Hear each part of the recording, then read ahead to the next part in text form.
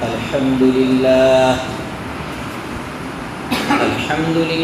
نحمده ونستعينه ونستغفره ونؤمن به ونتوكل عليه ونعوذ بالله من شرور أنفسنا ومن سيئات أعمالنا من يهده الله فلا مضل له ومن يضلله فلا هادي له ونشهد أن لا إله إلا الله وحده لا شريك له ونشهد أن سيدنا وسندنا ومولانا محمدا عبده ورسوله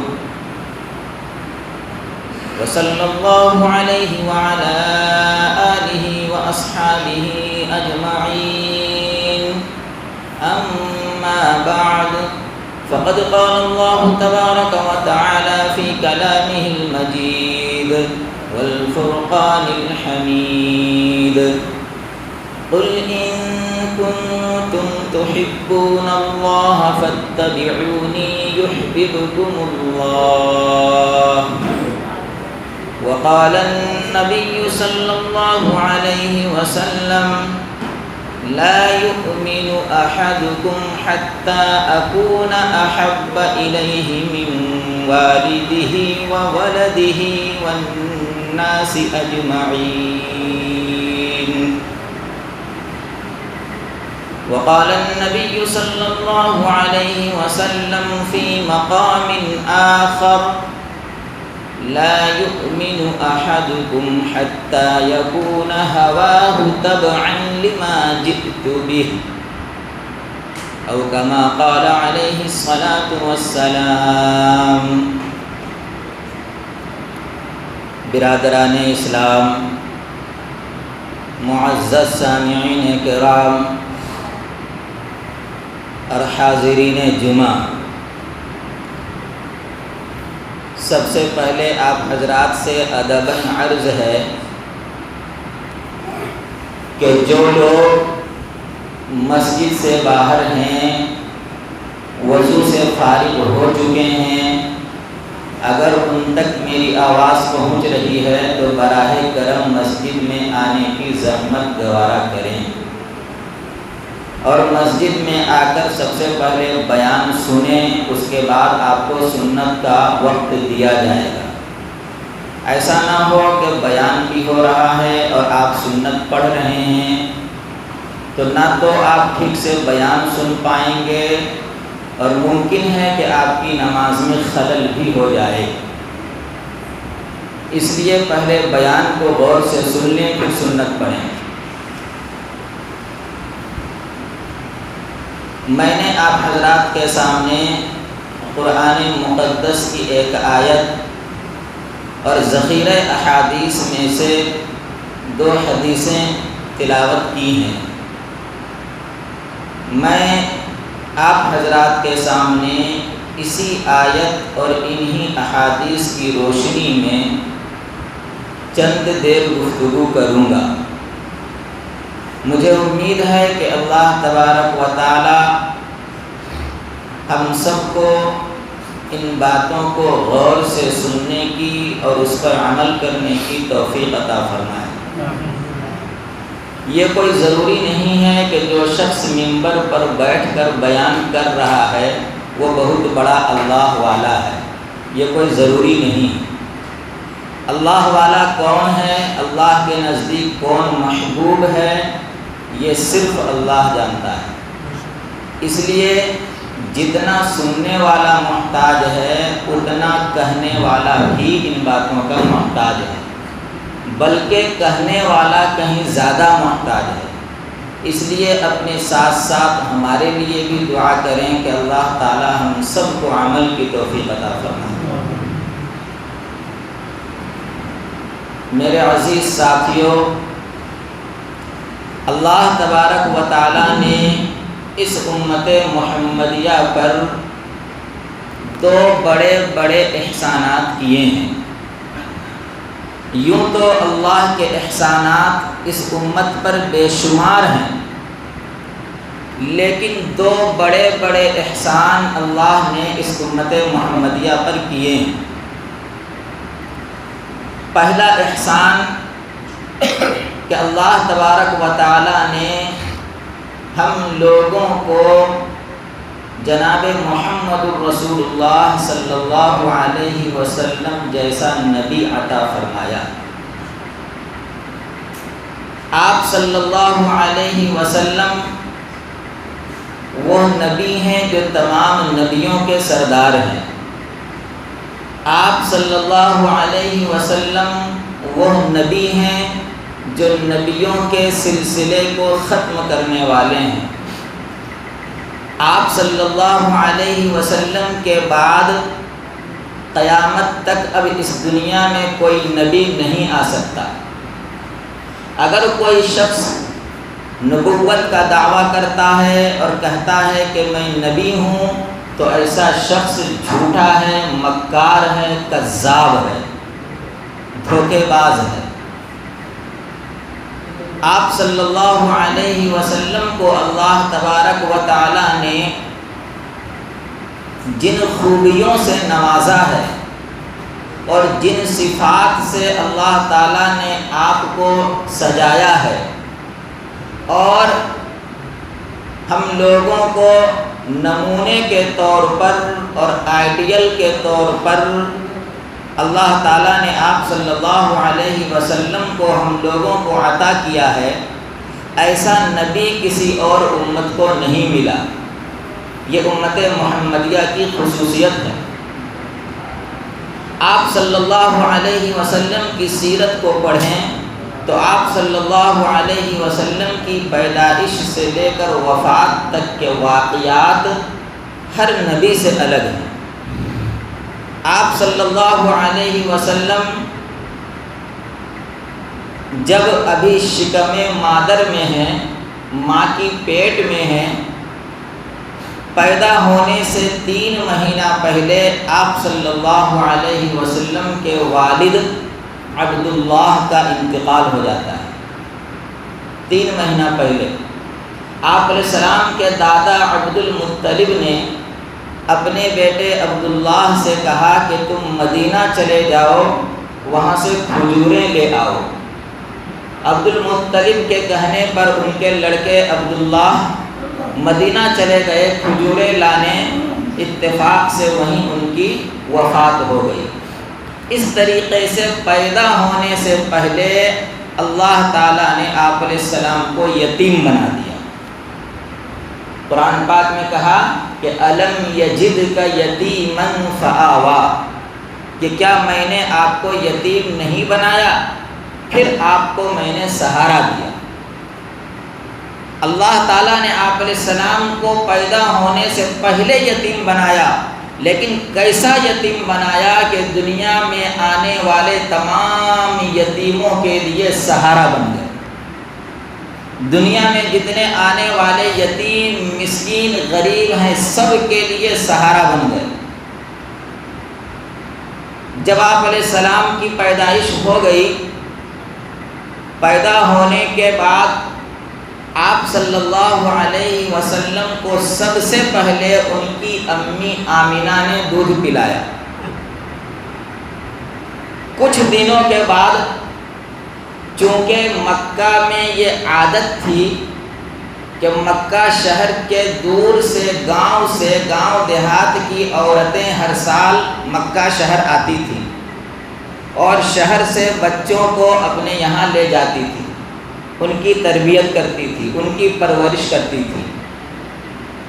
اسی غرض سے اس سال بھی جس سال آپ صلی اللہ علیہ وسلم پیدا ہوئے، مورخین نے لکھا ہے کہ اس سال شہر مکہ میں 10 بچے پیدا ہوئے تھے۔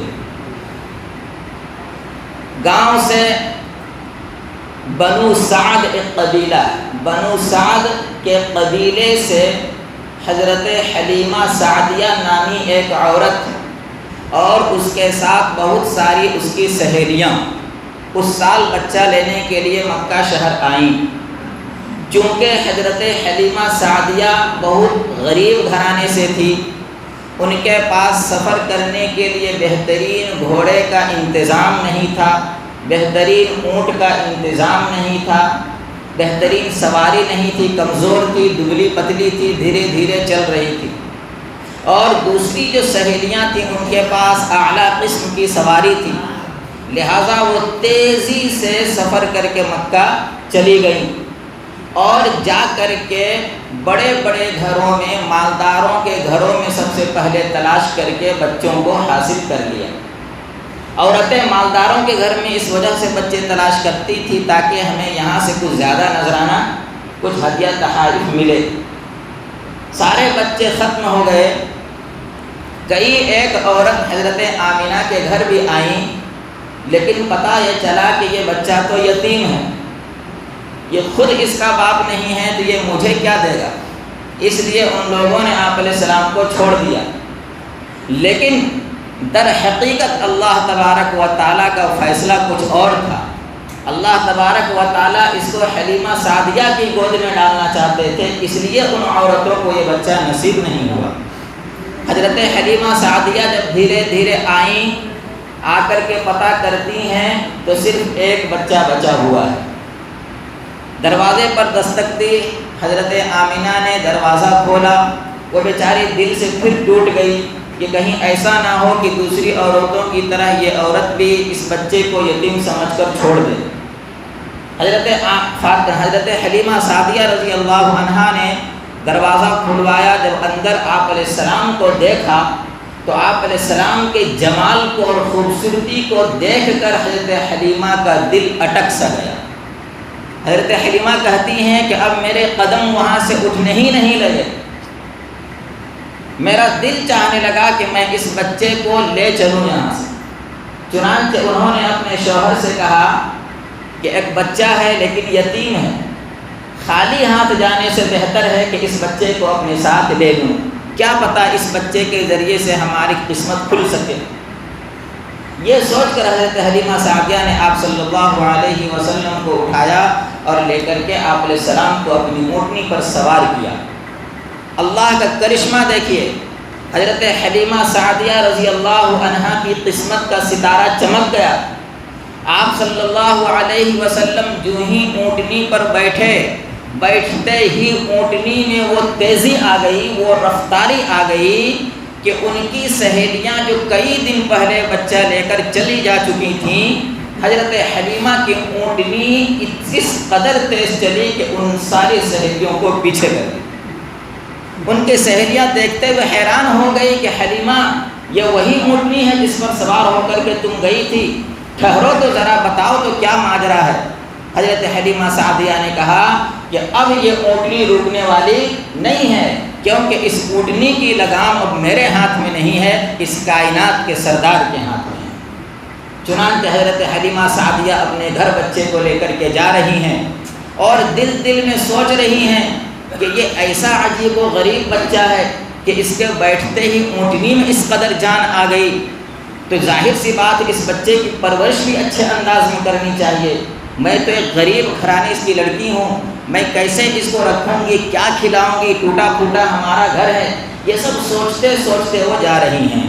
اللہ تبارک و تعالیٰ ان کے جانے سے پہلے ان کے گھر کا سارا انتظام کر چکا ہوتا ہے۔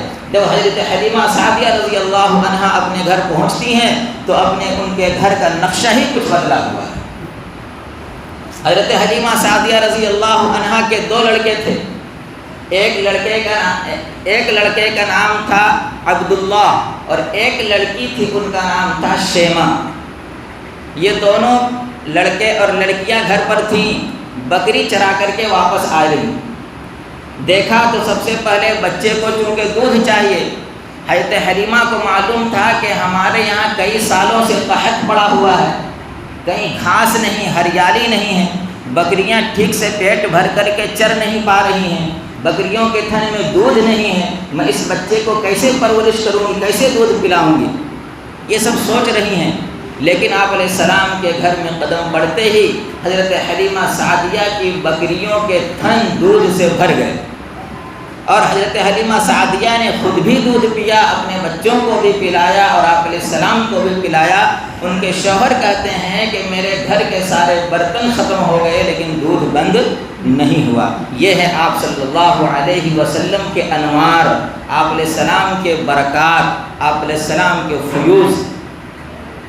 ان کے سہیلیاں، دوسرے گھروں کی سہیلیاں کہنے لگیں اپنے چرواہوں سے کہ آخر حلیمہ کی بکریوں کے تھن دودھ سے بھرے ہوئے ہوتے ہیں اور ہماری بکریوں کے تھن دودھ سے بھرے ہوئے کیوں نہیں ہوتے؟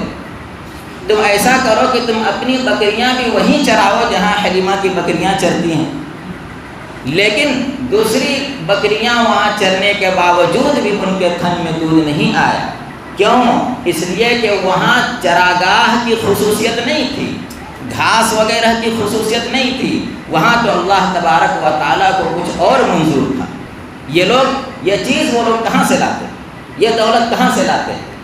بہرصورت آپ صلی اللہ علیہ وسلم کی اس طرح سے پرورش ہوئی، اور جب 6 سال کی عمر ہو گئی اس کے بعد حضرت حلیمہ سعدیہ آپ صلی اللہ علیہ وسلم کو لے کر شہر مکہ آمنہ کے گھر آئیں اور آ کر ان کی امی کے حوالے کر دیا۔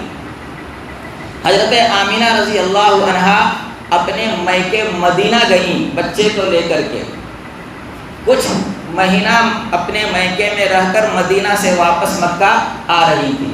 مدینہ سے کچھ میل چلنے کے بعد ایک جگہ آتا ہے ابوا، جگہ کا نام ہے، اسی جگہ پر تھوڑی دیر کے لیے پڑاؤ ڈالا، اتفاقاً آمنہ کا وہیں پر انتقال ہو گیا۔ ابھی آپ صلی اللہ علیہ وسلم کی عمر فقط 6 سال ہے۔ پیدائش سے پہلے باپ کا سایہ اٹھ گیا، 6 سال کی عمر میں ماں کا سایہ اٹھ گیا۔ اس کے بعد حضرت آمینہ جب میکے سے آ رہی تھیں تو ان کے ساتھ ان کی ایک باندی بھی تھی، وہ اس باندی کا نام تھا ام ایمن۔ پھر وہی ام ایمن آپ علیہ السلام کو لے کر مکہ آئی اور دادا کے حوالے کیا۔ دادا نے 2 سال پرورش کی، دیکھ بھال کی۔ جب عمر 8 سال کی ہوئی تو دادا عبد المطلب کا بھی انتقال ہو گیا۔ عبد المطلب کے 10 لڑکے تھے، 10 لڑکوں میں سے صرف 2 لڑکے ایمان لائے، بقیہ لڑکے ایمان نہیں لائے۔ جو لڑکے ایمان لائے ان میں سے ایک حضرت حمزہ رضی اللہ عنہ، دوسرے حضرت عباس رضی اللہ عنہ۔ یہ 2 لڑکے ایمان لائے، بقیہ لڑکے ایمان نہیں لائے۔ حضرت عبد المطلب کے کئی بیویاں تھیں۔ حضرت عبد المطلب کے 10 بیٹے ایک ماں سے نہیں تھے۔ ایک بیوی سے عبد المطلب کا ایک لڑکا ابو طالب تھا، اور اسی سے آپ علیہ السلام کے والد عبداللہ بھی تھے۔ اس اعتبار سے عبداللہ اور ابو طالب کی ماں بھی ایک تھی اور باپ بھی ایک۔ اس لیے ان کے دادا نے اپنی وفات سے پہلے آپ علیہ السلام کو ابو طالب کے سپرد کیا کہ میرے جانے کے بعد تم اس کی دیکھ بھال کرنا۔ 8 سال کی عمر میں جب دادا کا انتقال ہو گیا، اس کے بعد آپ علیہ السلام کی دیکھ بھال ان کے چچا ابو طالب کرنے لگے۔ جب آپ علیہ السلام بڑے ہونے لگے، بڑے ہو گئے، تو دیکھا کہ ان کے چچا تجارت کے لیے ملک شام جاتے ہیں۔ آپ علیہ السلام نے اپنے چچا سے کئی مرتبہ ضد کیا کہ میں بھی آپ کے ساتھ تجارت کے لیے چلوں گا، لیکن ابو طالب نے کئی دفعہ منع کیا۔ آخر کار اصرار بڑھتا گیا۔ اس طریقے سے پھر آپ علیہ السلام اپنے چچا کے ساتھ ملک شام کا سفر کیا۔ ملک شام کا سفر 2 مرتبہ کیا۔ آپ علیہ السلام نے تجارت اس ایمانداری کے ساتھ کی، اس انصاف کے ساتھ کیا، اس نرم گفتاری کے ساتھ تجارت کی کہ آپ علیہ السلام کی شہرت پورے مکہ میں ہونے لگی۔ آپ علیہ السلام کا چرچا ہونے لگا کہ ایک شخص ہے جو بڑا اچھا سودا کرتا ہے، بہت اچھی بات کرتا ہے، بہت اچھے انداز میں تجارت کرتا ہے۔ یہ شہرت ہوتے ہوتے ہوتے ہوتے مکہ شہر میں ایک بیوہ عورت تھی، مالدار عورت تھی۔ اس سے پہلے 2 مرتبہ اس کی شادی ہو چکی تھی، بہت سارا مال تھا اس کے پاس۔ وہ کیا کرتی تھی؟ وہ کسی اچھے تاجر کو اپنا مال دیتی تھی اور کہتی تھی کہ اس کو تم بیچو، اس میں سے جو نفع ہوگا آدھا تمہارا آدھا ہمارا۔ جب اس نے یہ شہرت سنی کہ مکہ میں ایک شخص ہے جو بہت اچھے طریقے سے تجارت کرتا ہے، انصاف ہے، امانت دار ہے، چنانچہ اس نے آپ علیہ السلام کو بلایا اور آپ صلی اللہ علیہ وسلم سے کہا کہ تم بھی میرا سامان لے کر کے بیچو۔ آپ صلی اللہ علیہ وسلم کی عمر اس وقت 25 سال کی ہو چکی تھی۔ آپ صلی اللہ علیہ وسلم تجارت کا سامان لے کر کے بیچنے کے لیے ملک شام چلے گئے۔ اس خاتون نے اپنے ایک غلام کو جس کا نام میسرہ تھا آپ علیہ السلام کے حوالے کر دیا کہ تم بھی اس کے ساتھ جاؤ، اور مقصد کیا تھا بھیجنے کا کہ آخر دیکھو کہ یہ تجارت کرتے کیسے ہیں، ان کا لوگوں کے ساتھ برتاؤ کیسا ہے، سلوک کیسا ہے، ان کے اخلاق کو دیکھو اور ہمیں بتاؤ۔ چنانچہ آپ علیہ السلام مال لے کر کے ملک شام گئے اور 2 گنا فائدے میں بیچا، اور واپس جب آئے تو وہ خاتون اتنی خوش ہوئی اور اپنے غلام میسرہ سے بھی پورے حالات کا جائزہ لیا، بہت خوش ہوئی، یہاں تک کہ اسی خاتون نے آپ صلی اللہ علیہ وسلم کو پیغام نکاح دیا۔ سب سے پہلا نکاح آپ علیہ السلام کا اس خاتون کی طرف سے پیغام آیا کہ میں آپ سے نکاح کرنا چاہتی ہوں۔ اللہ تعالیٰ کی طرف سے حکم ہوا، آپ صلی اللہ علیہ وسلم نے ہاں کر دی، اور آپ علیہ السلام کے چچا ابو طالب اور دوسرے چند افراد معزز لوگ اس عورت کے گھر گئے، دلہن کے گھر گئے، وہاں نکاح پڑھا گیا۔ نکاح کا خطبہ ابو طالب نے پڑھا، 500 دینار درہم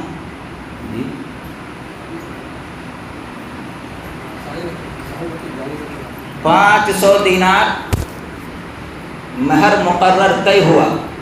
اس طریقے سے آپ صلی اللہ علیہ وسلم کا پہلا نکاح حضرت خدیجۃ الکبریٰ رضی اللہ عنہا سے ہوا۔ وہ پہلی خاتون حضرت خدیجۃ الکبریٰ رضی اللہ عنہا۔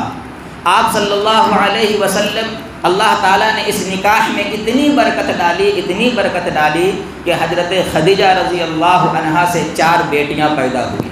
سب سے بڑی بیٹی حضرت رقیہ رضی اللہ عنہا، دوسری بیٹی حضرت زینب رضی اللہ عنہا، تیسری بیٹی حضرت ام کلثوم رضی اللہ عنہا، چوتھی بیٹی حضرت فاطمہ رضی اللہ عنہا۔ اور کچھ لڑکے بھی آپ علیہ السلام کے پیدا ہوئے، اس میں اختلاف ہے، کچھ مورخین کہتے ہیں کہ 3 بیٹے تھے، کچھ مورخین کہتے ہیں 5 بیٹے تھے، لیکن وہ سارے بیٹے بچپن ہی میں انتقال کر گئے۔ آپ صلی اللہ علیہ وسلم کی نسل بیٹیوں سے چلی ہے۔ بیٹیوں میں سے بڑی بیٹی حضرت رقیہ کی کوئی اولاد نہیں، حضرت زینب کی کوئی نرینہ اولاد نہیں، حضرت ام کلثوم کی کوئی اولاد نہیں، اولاد صرف اور صرف حضرت فاطمہ الزہرا رضی اللہ عنہا کی ہے۔ ان کے 2 بیٹیاں اور 2 بیٹے، پہلے بیٹے کا نام حضرت حسن رضی اللہ عنہ اور دوسرے بیٹے کا نام حضرت حسین رضی اللہ عنہ۔ یہی دونوں حسن اور حسین ہیں جو نواسۂ رسول کہلاتے ہیں۔ اللہ تبارک و تعالیٰ نے حسن اور حسین کو کیسا بنایا تھا کہ حضرت حسن رضی اللہ عنہ بڑے بیٹے حضرت حسن رضی اللہ عنہ کے سر سے لے کر کے کمر تک کا نقشہ آپ صلی اللہ علیہ وسلم جیسا تھا، اور کمر سے لے کر نیچے کا نقشہ حضرت علی، ان کے والد حضرت علی بن ابی طالب رضی اللہ عنہ کے جیسا تھا، اور چھوٹے بیٹے حضرت حسین کا نقشہ سر سے لے کر کمر تک حضرت علی رضی اللہ عنہ کے جیسا تھا، یعنی اپنے باپ کے جیسا تھا، اور کمر سے لے کر نیچے تک کا نقشہ آپ صلی اللہ علیہ وسلم کے جیسا تھا، یعنی ان دونوں نواسوں میں آپ صلی اللہ علیہ وسلم کا پورا عکس موجود تھا۔ اسی لیے تو آپ صلی اللہ علیہ وسلم نے اپنے دونوں نواسوں کو بچپن ہی میں یہ خوشخبری دے دی کہ سیدہ شباب اہل الجنہ الحسن والحسین، یہ دونوں میرے حسن اور حسین ہیں، یہ جنتی نوجوانوں کے سردار ہوں گے، بچپن ہی میں بشارت دے دی۔ اس طریقے سے آپ صلی اللہ علیہ وسلم کی نسل چلی ہے۔ اللہ تبارک و تعالیٰ نے ہم لوگوں کو آپ صلی اللہ علیہ وسلم جیسا نبی عطا کیا ہے۔ میں آپ علیہ السلام کی اگر سیرت سنانا چاہوں ان کے خاندان کو تو وقت نہیں ہے، کہنا اتنا ہے کہ ہم نے جو آیت پڑھی ہے قُلْ إِن كُنتُمْ تُحِبُّونَ اللَّهَ فَاتَّبِعُونِي يُحْبِبْكُمُ اللَّهُ، اس میں اللہ تبارک و تعالیٰ یہ کہہ رہا ہے امت محمدیہ سے خطاب کر کے کہ اگر تم اللہ سے محبت کرنا چاہتے ہو، اگر تم اللہ سے دل لگانا چاہتے ہو، اگر تم اللہ کو راضی کرنا چاہتے ہو تو فاتبعونی، تو تم میری اتباع کرو۔ اگر تم میری اتباع کر لو گے، میری سنت کی پیروی کر لو گے، میرے بتائے ہوئے طریقوں کے مطابق زندگی گزار لو گے، یحببکم اللہ، تو اللہ تعالیٰ تم سے محبت کرنے لگے گا، اللہ تعالیٰ تم سے راضی ہو جائے گا، اور اللہ تبارک و تعالیٰ تم سے خوش ہو جائے گا۔ پتہ یہ چلا کہ اللہ تعالیٰ کی رضامندی آپ صلی اللہ علیہ وسلم کی رضامندی میں ہے، اور آپ صلی اللہ علیہ وسلم کی رضامندی آئے گی کیسے؟ آپ علیہ السلام کی سنت کی اتباع کر کے، آپ علیہ السلام کی باتوں پر عمل کر کے۔ آپ علیہ السلام کہ ہم لوگ دعویٰ تو کرتے ہیں کہ ہم عاشق رسول ہیں، لیکن اصل عاشق رسول وہی کہلائے گا جو عملی اعتبار سے آپ علیہ السلام کا عاشق ہو، صرف زبانی اعتبار سے نہیں۔ زبانی جو دعویٰ کرتا ہے صرف کہ میں عاشق رسول ہوں، میں آپ علیہ السلام پر فدا ہوں، صرف زبان سے کہتا ہے، عمل سے کچھ نہیں کہتا ہے، تو اس شخص کی مثال اس کاغذ کے پھول کی طرح ہے جس کے پاس سے خوشبو بھی چھو کر کے نہیں گزرتی۔ اگر آپ صلی اللہ علیہ وسلم کے عاشق ہونے کا دعویٰ کرتے ہیں تو عملی اعتبار سے میدان میں آئیے۔ آپ علیہ السلام نے عمل کر کے ہر چیز کا دکھا دیا ہے کہ کس طریقے سے ہمیں 24 گھنٹے کی زندگی گزارنی ہے۔ آپ صلی اللہ علیہ وسلم نے کہا کہ لا یؤمن احدکم حتی اکون احب الیہ من والدہ وولدہ والناس اجمعین، کہ تم میں سے کوئی شخص کامل مومن اس وقت تک نہیں ہو سکتا جب تک کہ میں اس کے نزدیک اس کے والدین، اس کی اولاد اور تمام لوگوں سے زیادہ محبوب نہ ہو جاؤں۔ اس وقت تک کوئی کامل مومن نہیں ہو سکتا۔ بخاری شریف کی روایت۔ ایک دوسری جگہ اللہ کے رسول صلی اللہ علیہ وسلم نے ارشاد فرمایا، مشکات شریف میں یہ روایت ہے کہ لا یؤمن احدکم حتی یکون ہواہ تبعا لما جئت بہ، کہ تم میں سے کوئی اس وقت تک کامل مومن نہیں ہو سکتا جب تک کہ تمہارے خواہشات اور تمہارے جذبات اس دین کے تابع نہ ہو جائیں جس کو میں لے کر کے آیا۔ ہمیں آپ صلی اللہ علیہ وسلم کی شریعت کے مطابق ڈھلنا پڑے گا۔ ہم یہ چاہیں کہ شریعت ہمارے حساب سے چلے، ایسا ہرگز نہیں ہوگا۔ ہمیں اپنے آپ کو ڈھالنا پڑے گا، ہمیں آپ علیہ السلام کی اتباع کرنی پڑے گی، ہمیں تابع بن کر زندگی گزارنا پڑے گا، ہمیں خادم بن کر زندگی گزارنا پڑے گا، ہمیں آپ علیہ السلام کا نوکر بن کر زندگی گزارنے پڑے گا۔ جس طریقے سے صحابہ کرام رضوان اللہ علیہم اجمعین نے دکھا دیا عملی طور پر کہ کس طریقے سے انہوں نے آپ علیہ السلام سے محبت کی، اور محبت کا سب سے بڑا ثبوت یہ دیا کہ انہوں نے عملی طور پر آپ علیہ السلام کے طریقوں کو اپنایا۔ حضرت انس رضی اللہ عنہ کیسی آپ علیہ السلام سے محبت کرتے تھے کہ حضرت انس رضی اللہ عنہ کو کھانے میں کدو پسند نہیں تھا، لیکن ایک مرتبہ انہوں نے دیکھا کہ آپ علیہ السلام دسترخوان میں کدو تلاش کر رہے ہیں۔ یہ دیکھنے کے بعد وہ کہتے ہیں کہ آج سے مجھے کدو سب سبزیوں سے زیادہ پسند ہے۔ یہ تھی محبت کہ اپنی محبت کو قربان کر دیں آپ علیہ السلام کی محبت کے سامنے۔ ایک صحابی حضرت عبداللہ ابن عمر رضی اللہ عنہ ایک مرتبہ سفر پر جا رہے ہیں، اچانک ایک جگہ قضاء حاجت کے لیے جس طرح بیٹھتے ہیں اس طرح سے بیٹھ گئے، اگرچہ حالانکہ ان کو قضاء حاجت کی ضرورت نہیں تھی۔ تھوڑی دیر کے لیے بیٹھ گئے، پھر اٹھ گئے، سفر چالو ہو گیا۔ لوگوں نے پوچھا کہ حضرت جب آپ کو قضاء حاجت نہیں تھی تو آپ کیوں بیٹھے؟ حضرت ابن عمر رضی اللہ عنہ کا جواب سنیں، کیسا محبت بھرا جواب ہے۔ انہوں نے جواب دیا کہ ایک مرتبہ میں آپ صلی اللہ علیہ وسلم کے ساتھ اسی راستے میں سفر پر تھا، آپ صلی اللہ علیہ وسلم کو قضاء حاجت پیش آیا تھا اور آپ علیہ السلام نے یہیں پر قضاء حاجت کیا تھا، تو میری یہ خواہش ہوئی اور میں نے یہ چاہا کہ آپ علیہ السلام کی اس سنت کو بھی میں زندہ کر دوں، اگر مجھے اس کی ضرورت نہیں ہے۔ آپ علیہ السلام کے اندر ایسا جذبہ تھا۔ حضرت خبیب بن عدی رضی اللہ عنہ کو ایک مرتبہ مشرکین نے پکڑ لیا، تختہ دار پر لٹکا دیا، سولی دینے لگے۔ اس وقت مشرکین میں سے کسی نے سوال کیا آزمانے کے طور پر کہ اے خبیب بتاؤ، کیا تم چاہتے ہو کہ تمہارے جگہ تمہارے نبی محمد صلی اللہ علیہ وسلم کو کھڑا کر دوں اور تمہیں یہاں سے چھوڑ دیا جائے؟ حضرت خبیب رضی اللہ عنہ نے جواب دیا کہ میری جگہ پر میرے نبی صلی اللہ علیہ وسلم کو کھڑا کرنے کی تو دور کی بات، میرے نبی صلی اللہ علیہ وسلم کے پاؤں پر اگر کوئی کانٹا لگ جائے مجھے یہ بھی گوارا نہیں۔ تو میں کیسے یہ گوارا کر سکتا ہوں کہ اپنی جگہ پر تخت دار پر اور سولی پر آپ صلی اللہ علیہ وسلم کو کھڑا کر دوں۔ میرے عزیز دوستو، واقعات بہت سارے ہیں، بتانا مقصد یہ ہے کہ صحابہ کرام رضوان اللہ علیہم اجمعین نے جس طریقے سے آپ صلی اللہ علیہ وسلم سے محبت کا ثبوت دیا ہے، آپ صلی اللہ علیہ وسلم کے طریقوں کو اپنایا ہے، ہم لوگ بھی ان طریقوں کو اپنانے کی کوشش کریں۔ واقعتاً ہماری محبت صحابہ کی محبت کی طرح نہیں ہو سکتی، اور شریعت میں ایسا مطالبہ بھی نہیں ہے، لیکن اتنا ضرور ہے کہ ہم آپ علیہ السلام کے طریقوں کو اپنی استطاعت اور صلاحیت کے مطابق اپنا تو سکتے ہیں۔ آپ علیہ السلام نے جو کر کے دکھایا اس کو کر تو سکتے ہیں، اگرچہ وہ کیفیت نہیں ہوگی جو صحابہ والی تھی، لیکن اس کام کو کر تو سکتے ہیں۔ لیکن آج ہمارا حال یہ ہے کہ ہم ان کاموں کو پس پشت ڈال دیے ہیں۔